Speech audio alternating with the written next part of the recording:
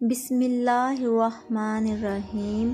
سیدنا ابو ہریرہ رضی اللہ تعالیٰ عنہ سے روایت ہے، وہ کہتے ہیں کہ میں نے رسول اکرم صلی اللہ علیہ وآلہ وسلم کو یہ فرماتے ہوئے سنا، عیسیٰ ابن مریم علیہ السلام اور جریج والے بچے کے علاوہ کسی نے گہوارے میں گفتگو نہیں کی۔ کہا گیا، اللہ کے نبی، جریج والے بچے سے کیا مراد ہے؟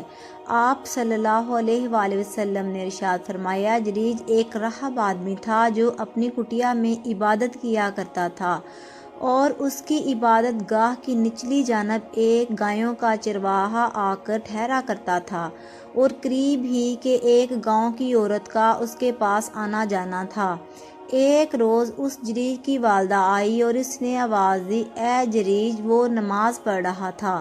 اس نے نماز پڑھتے ہوئے دل میں سوچا، ایک طرف میری ماں ہے اور دوسری طرف میری نماز ہے۔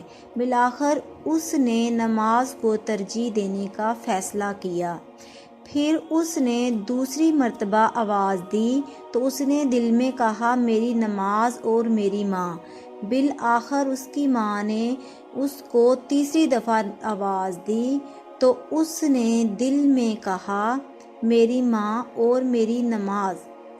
اسے یہی مناسب لگا کہ نماز کو ترجیح دے، اور جب اس نے کوئی جواب نہ دیا تو اس کی ماں نے کہا، اے جریج! اللہ تجھ کو موت نہ دے یہاں تک کہ تو فاحشہ عورتوں کا منہ دیکھ لے۔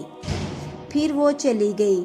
چرواہے کے پاس آنے جانے والی اس عورت کے ہاں بچہ پیدا ہوا تو اسے بادشاہ کے سامنے پیش کیا گیا۔ بادشاہ نے پوچھا، یہ بچہ کس کا ہے؟ اس نے کہا، جریج کا۔ بادشاہ نے کہا، کٹیا والا جریج؟ اس نے کہا، ہاں۔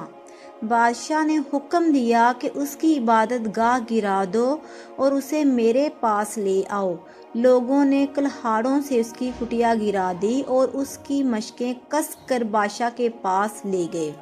اسے فاحشہ عورتوں کے پاس سے گزارا گیا تو وہ انہیں دیکھ کر مسکرایا، اور وہ فاحشہ عورتیں بھی اس کی طرف دیکھ رہی تھیں، جب کہ وہاں بہت سے لوگ تھے۔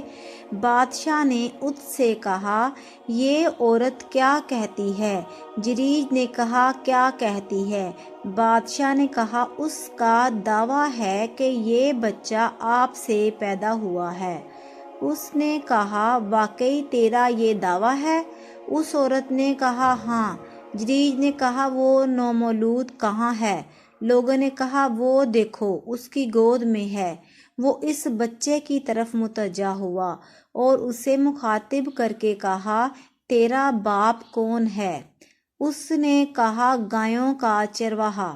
یہ سن کر بادشاہ شرمندہ ہوا اور اس نے کہا، تیرا عبادت خانہ ہم سونے کا بنا دیتے ہیں۔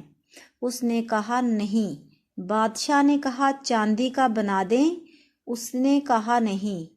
بادشاہ نے کہا، کس طرح کا بنائے؟ اس نے کہا، جس طرح پہلے تھا ایسا ہی بنا دو۔ بادشاہ نے کہا، تو راستے میں مسکرایا کیوں تھا؟ اس نے کہا، ایک بات یاد آ گئی تھی جسے میں جان گیا تھا، اور وہ یہ تھی کہ مجھے میری ماں کی بد دعا لگ گئی تھی۔